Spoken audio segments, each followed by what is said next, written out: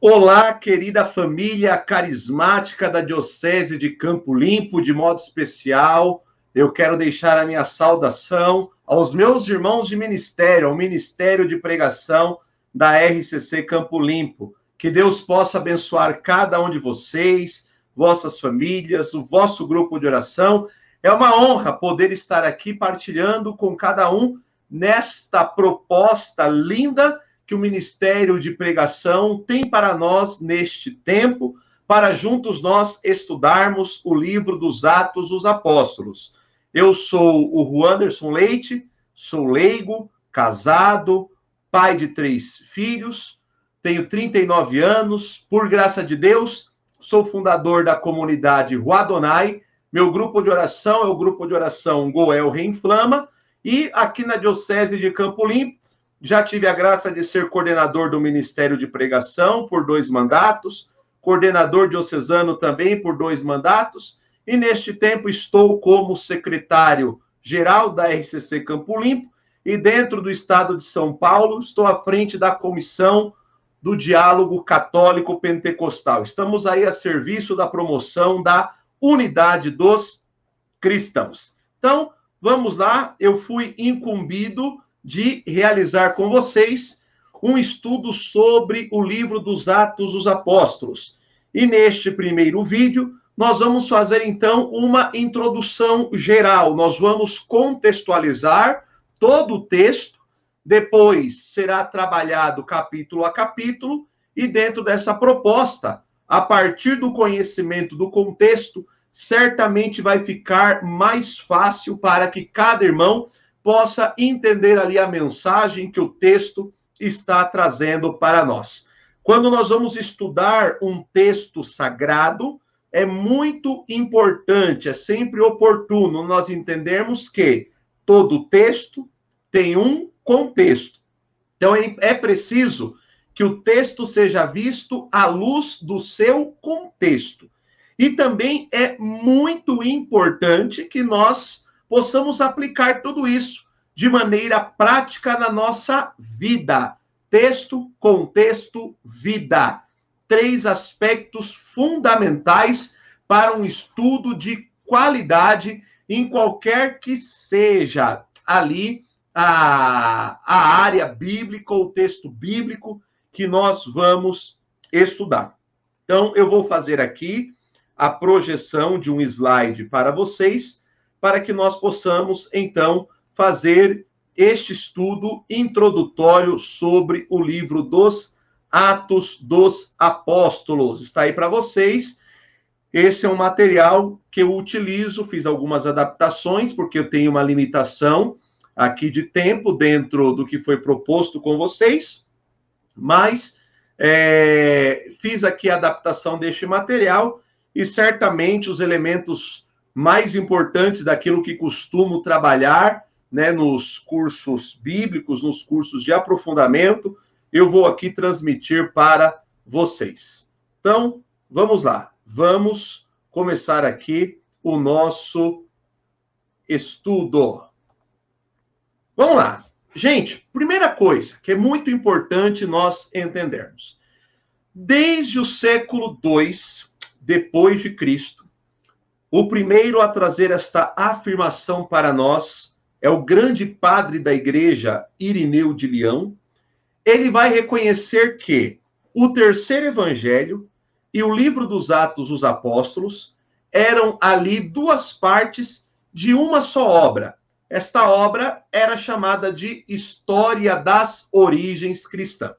O terceiro evangelho é o evangelho de Lucas. Por isso, desde então, desta época, se entende que o terceiro evangelho e o livro dos Atos dos Apóstolos são de autoria do evangelista Lucas. É óbvio, nos evangelhos, o que nós temos? Nós temos, de maneira narrativa, interpretações teológicas a respeito da vida, das palavras, dos atos e de todos os feitos de Jesus. No livro dos Atos dos Apóstolos, também de maneira narrativa, também temos interpretações teológicas, porém relacionadas aos acontecimentos nas primeiras comunidades cristãs, começando da comunidade primitiva de Jerusalém. A obra ela é endereçada a Teófilo, mas hoje se entende que Teófilo possivelmente ele não seja uma pessoa específica. Nós temos ali muitos estudos que querem dizer, a partir da própria etimologia, né, do nome Teófilo, Teo, Deus, Filo, amigo. Teófilo, amigo de Deus. Então, nós entendemos que esta obra, endereçada a Teófilo, na verdade, não é uma obra endereçada a um indivíduo especificamente, mas a todos os amigos de Deus em toda a história da salvação. Beleza? Então, eu sou Teófilo, você é Teófilo, você é Teófila, por quê? Porque todos nós somos amigos de Deus. Então, esta obra é para nós. Os textos dos Atos dos Apóstolos, eles terminam com a narrativa a respeito ali do cativeiro de Paulo, que possivelmente aconteceu entre os anos 61 e 63 depois de Cristo. Paulo deve ter ali morrido entre os anos de 63 e 66. Mas a redação do texto, ela é tardia.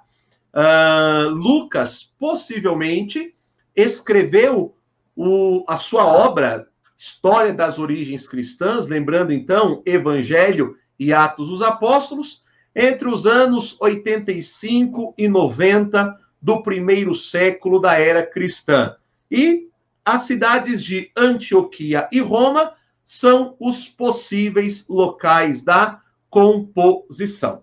Qual é o objetivo da obra lucana? Quando a gente fala de obra lucana, nós estamos falando de Evangelho e Atos. Então, o objetivo desta obra, irmãos, é animar as comunidades que já nesta época viviam uma forte situação de perseguição e até mesmo de desânimo. Então, o livro dos Atos dos Apóstolos e até mesmo o Evangelho de Lucas, porque Lucas ele tem esta característica, esta percepção do historiador, por isso ele é muito atento ali a determinados detalhes, e frisando esse aspecto do historiador, nós podemos aqui falar da questão de se fazer memória. Então, é importante que a gente olhe para a obra lucana também nessa perspectiva. Uma obra que faz memória, no caso específico dos Atos dos Apóstolos, a tudo aquilo que os apóstolos, que os primeiros cristãos, que as primeiras comunidades, eles passaram. Por quê? Para que neste momento de crise, de dificuldade, de esvaziamento, eles pudessem ali ser reanimados. E assim os membros que estavam abandonando a comunidade e que vinham sofrendo ali algum tempo, tivessem uma mensagem de esperança para que não esmorecessem na fé nesta realidade de dificuldade. O livro dos Atos dos Apóstolos, então, ele apresenta a vida e a missão das primeiras comunidades cristãs. Já falamos que o livro foi escrito ali entre os anos 80, 85 e 90 do primeiro século da era cristã.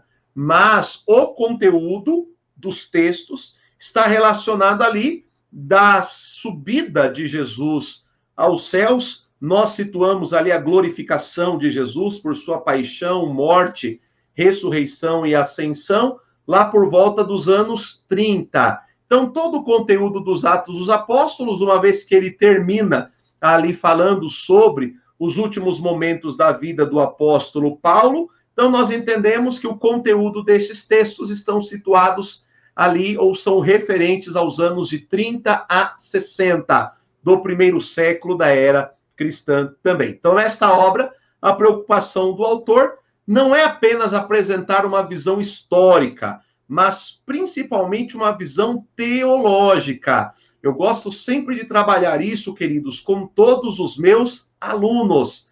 A Bíblia não é um livro de história, embora é fato, nós tenhamos ali muitos aspectos históricos presentes nela. mas a Bíblia é principalmente um livro teológico.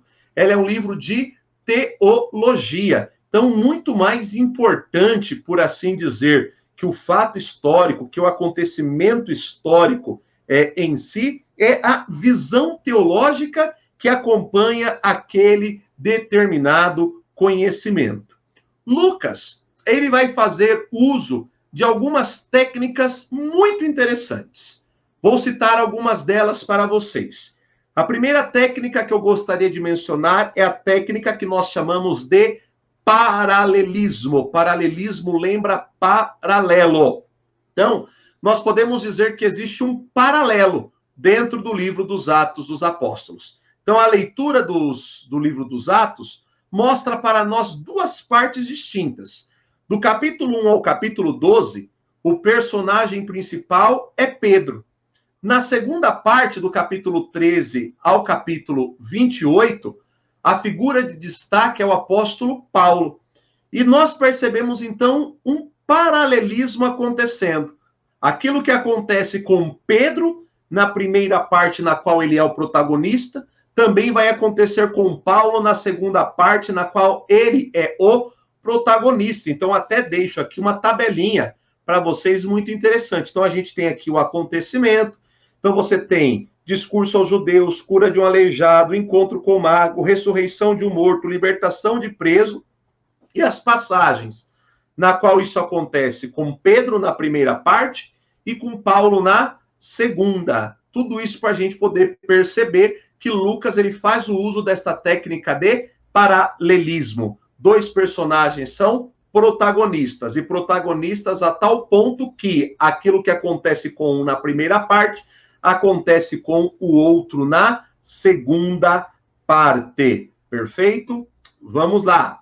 Também nós temos no livro dos Atos dos Apóstolos a técnica de comparações. Se nós lermos o Evangelho de Lucas e o livro dos Atos, por exemplo, nós veremos que os sofrimentos de um martírio dos primeiros missionários, eles são ali comparados à vida e à morte de Jesus. Eu deixo dois exemplos aqui para vocês. A morte de Estevão, o próprio Estevão, quando ele vai ali morrer, vai dar o seu último suspiro, o que ele vai dizer? Entrego em tuas mãos o meu espírito. E Paulo também termina a sua missão subindo para Roma, da mesma forma que Jesus termina sua missão no Evangelho, subindo para Jerusalém. Então, paralelismo, comparações, e nós temos ainda as repetições. É uma outra técnica utilizada pelo evangelista Lucas dentro do livro dos Atos dos Apóstolos.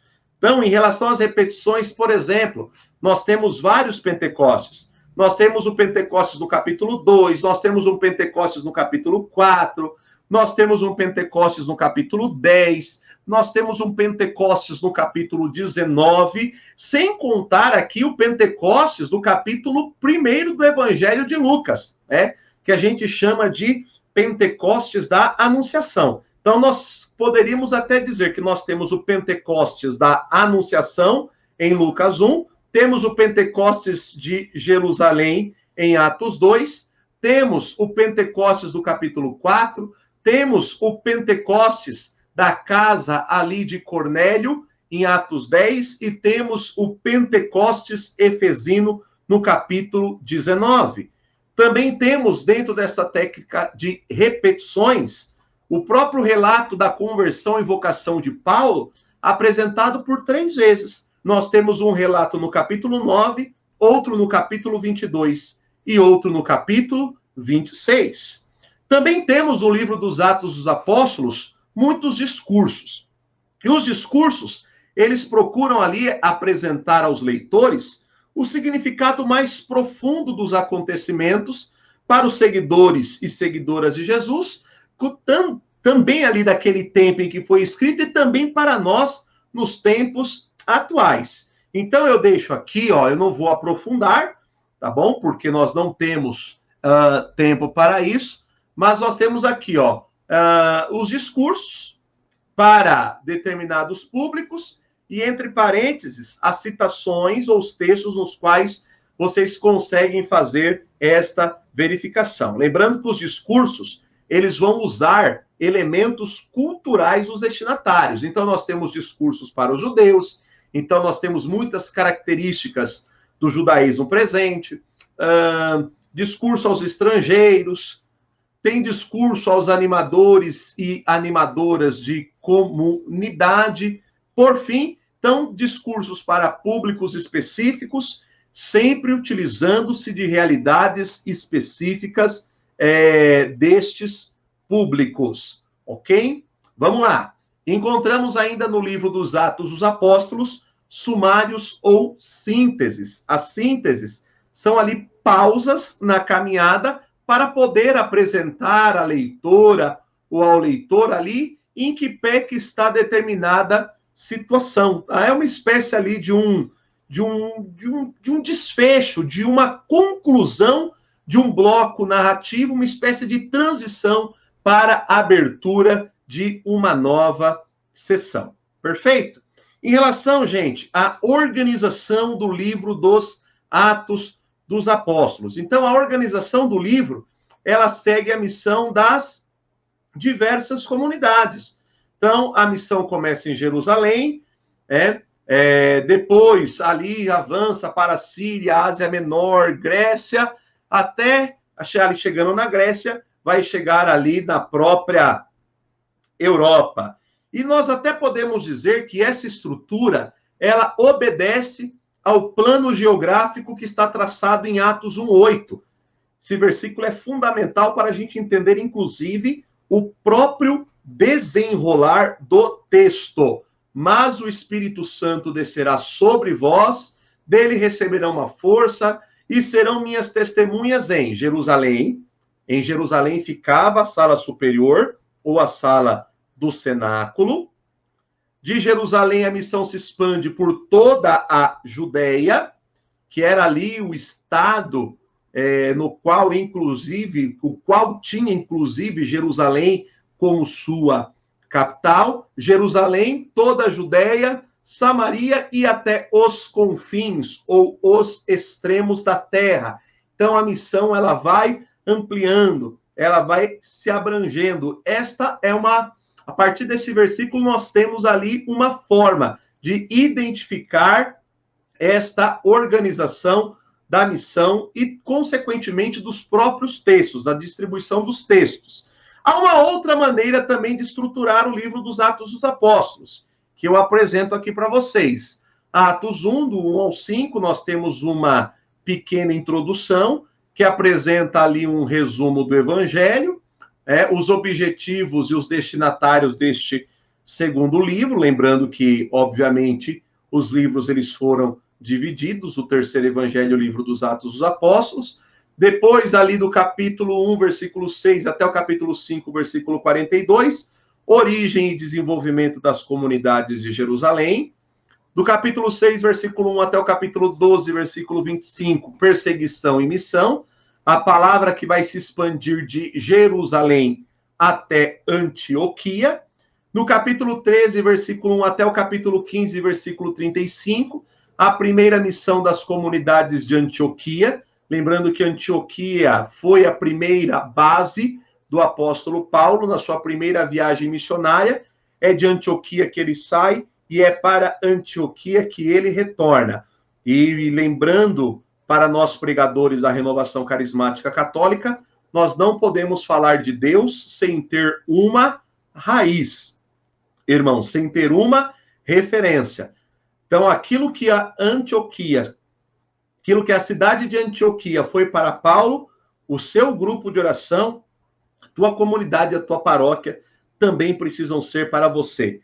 Teu grupo de oração tem que ser a base que te envia e a base que te acolhe quando você retorna da missão. E esta sessão específica termina ali com a Assembleia ou com o Sínodo de Jerusalém. Não dá para nós falarmos concílio, embora algumas bíblias trabalhem com este termo, porque, de fato, o concílio de Jerusalém não foi o primeiro concílio propriamente dito da igreja. Vamos lá. Depois nós temos o capítulo 15, versículo 36, até o capítulo 20, versículo 38, A segunda e a terceira viagem missionária do apóstolo Paulo. Na sexta parte do capítulo 21, versículo 1 até o capítulo 26, versículo 32, a subida de Paulo para Jerusalém, de maneira muito semelhante àquilo que Jesus também vai viver nos seus últimos momentos, quando sobe para Jerusalém. E nos dois últimos capítulos, a partida e a chegada de Paulo ali em Roma, e é possivelmente em Roma que, por amor, ele sofre a sua martiria, e ele entrega a sua vida por amor a Jesus. Falar do livro dos Atos dos Apóstolos é fazer uma referência, sim, às viagens de Paulo. Então, nós temos 3 destas viagens missionárias plenamente registradas por Lucas, que, ao que tudo indica, foi um dos seus companheiros de missão, consequentemente registrados aqui dentro do Novo Testamento. E sem aqui colocar a viagem que Paulo faz como prisioneiro a Roma para o julgamento. Dessa forma, nós poderíamos falar de 4 viagens, né? 3 em missão e a última também em missão, mas é onde a missão vai ser consumada com a entrega ou com a oferta livre da sua vida por amor. Na primeira viagem missionária, que eu vou falar de forma bem sintética, bem resumida, então Paulo ele leva Barnabé, sua base era em Antioquia da Síria, de navio eles saem de Antioquia, vão para Chipre e dali para a Turquia, vão ali visitar as seguintes regiões: Atália, Pérge, Antioquia da Psídia, Icônio, Derbe, Listra, tá? Vão retomar pela mesma rota, tomam o navio de volta a Antioquia, e nós situamos esta primeira viagem entre os anos 45 ou 46 depois de Cristo. Tá? Os capítulos 13 e 14 dos Atos dos Apóstolos vão narrar todos os detalhes desta viagem.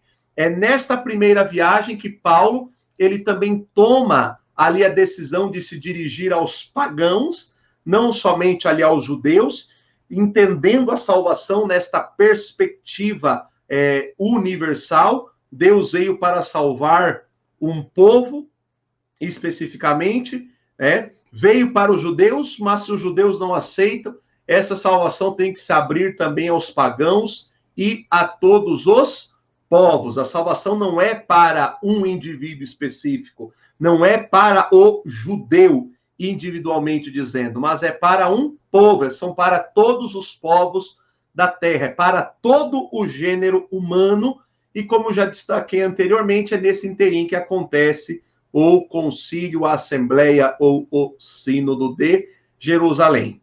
Vamos lá. A segunda viagem missionária de Paulo ocorreu entre os anos de 48 e 51. Nesse período, ele faz uma estada de 18 meses, 1 ano e meio, na cidade de Corinto. Dessa vez, ele leva consigo Silas, após ter tido ali uma desavença com Barnabé a respeito de João Marcos. Aqui algumas curiosidades. Possivelmente, então, já é aqui no final dessa segunda viagem missionária que Paulo ele vai escrever a sua primeira carta. A primeira carta que Paulo escreve é a primeira carta aos Tessalonicenses, justamente neste ano de 51 depois de Cristo. Outro detalhe importante: quantas e quantas vezes nós costumamos dizer que as primeiras comunidades cristãs eram comunidades perfeitas, que ninguém brigava. Gente, não é bem isso que os textos mostram para nós. Olha só, Paulo vai levar consigo Silas, por quê? Porque ele tem uma desavença com Barnabé. Lá na Assembleia, no Sínodo do Concílio de Jerusalém, também a gente vai ver ali a discussão rolando, a discussão comendo solta. Por quê? Porque se tinham ali divergências a respeito ainda de determinados aspectos da fé cristã que estava se iniciando, que estava se constituindo. Então, não caiamos nesta ilusão de que as primeiras comunidades eram comunidades perfeitas.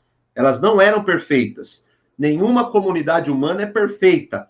Nossas comunidades não são perfeitas, o teu grupo de oração não é perfeito. E entenda o que eu vou dizer.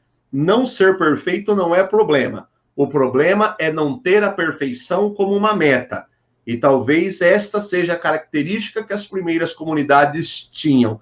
Não eram perfeitos, mas tinham a perfeição como meta. Depois, eles seguiram ali de Antioquia, revisitaram igrejas fundadas na primeira viagem, e Timóteo se junta a eles em Listra. Dessa região, então, eles vão para Troade, passam ao norte da Grécia, viajando ali de Filipos a Tessalônica, vão passar por Bereia, Atenas, Corinto, né?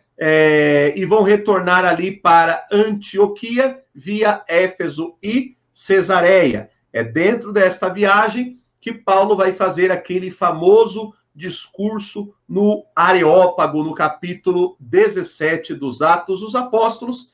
E esta segunda viagem, ela é mencionada, então, entre os capítulos 15, versículo 36, e capítulo 18, versículo 17 dos Atos dos Apóstolos.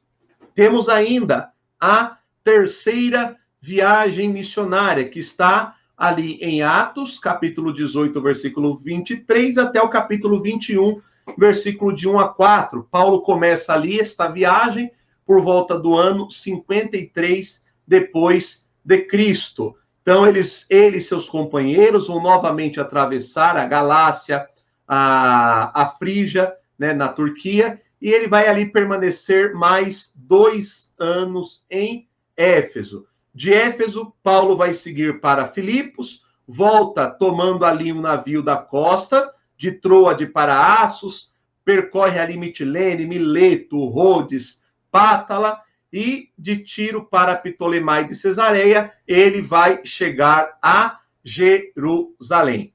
E nesta viagem, nós vamos também ali presenciar a fundação da Igreja de Corinto, que foi uma comunidade muito querida, né, para o apóstolo Paulo. Está lá o relato em Atos 18, do 1 ao 11, e também a fundação da comunidade de Éfeso, lá no capítulo 19. E aí, por fim, nós temos o encaminhamento para a viagem a Roma. Lembrando que em Jerusalém, Paulo ele vai ser preso, ele passa ali os 2 anos seguintes, de 58 a 60, na prisão, antes ali de apelar para ser ouvido pelo imperador e embarcar para Roma. Depois, ele partiu ali de Creta, né? Lembrando que nós temos o relato do navio que vai ser pego, vai ser surpreendido por uma ventania violenta, vai naufragar perto de Malta. Os viajantes vão escapar com vida, vão permanecer ali em Malta nos meses de inverno, até concluírem a sua viagem a Roma. Nesses anos seguintes, então, Paulo continua a pregar a mensagem de Jesus, e embora esta pregação seja, ao que tudo indica, numa prisão domiciliar, enquanto ele espera o julgamento, os primeiros cristãos, de forma geral ali, muitos deles foram surpreendidos, perseguidos também por essa questão, pelo anúncio, né, do evangelho, foram vistos ali como subversivos, como rebeldes, e por esta causa eles também serão perseguidos. Então, há poucas notícias após a chegada de Paulo em Roma, lá pelos fins do ano 61, e ele morre em Roma entre os anos 64 e 67. Olhem que bacana, neste mapa nós temos, posso disponibilizar também este material para vocês. Então, nós temos aqui todos os percursos, todos os caminhos de Paulo. O homem foi realmente um homem cheio do Espírito, um missionário inabalável, um homem apaixonado por Jesus, que levou a sua missão até a última consequência. Viveu na plenitude, Atos 1:8. Descerá sobre vós o Espírito Santo, e o Espírito vos dará força, o dínamos, vos colocará em movimento, vos colocará em missão, e vocês serão minhas testemunhas, ou os meus mártires. Isso é ser batizado no Espírito Santo. Isso é ser um pregador, um missionário, um discípulo missionário cheio do Espírito Santo. É ser alguém ali comprometido com o anúncio do Evangelho, com o testemunho da boa nova de Jesus, com o reino de Deus, alguém que não mede esforços para que o Evangelho anunciado possa chegar ao maior número de pessoas possível. Para encerrarmos, as principais contribuições dos Atos dos Apóstolos são a fé em Cristo, bem como também a base do querigma apostólico. E para concluir, podemos dizer que a igreja de hoje, a exemplo da igreja primitiva, deve se deixar ser conduzida pelo Espírito Santo. Para quê? Para que a missão evangelizadora seja frutuosa. Leve as pessoas a uma experiência com o Senhor, para que esses que façam uma experiência se engajem na comunidade dos salvos para viver a salvação conquistada por Jesus com a entrega da sua vida por amor a cada um de nós. Amém, irmãos? Gente, conteúdo profundo, mas eu tenho a certeza que este conteúdo já vai dar uma excelente base para o estudo dos capítulos que virão na sequência. Que possamos viver Atos dos Apóstolos com a nossa própria vida. Um grande abraço para vocês. Nós nos veremos ainda em outras 2 ocasiões. Deus abençoe, irmãos. Fiquem na paz.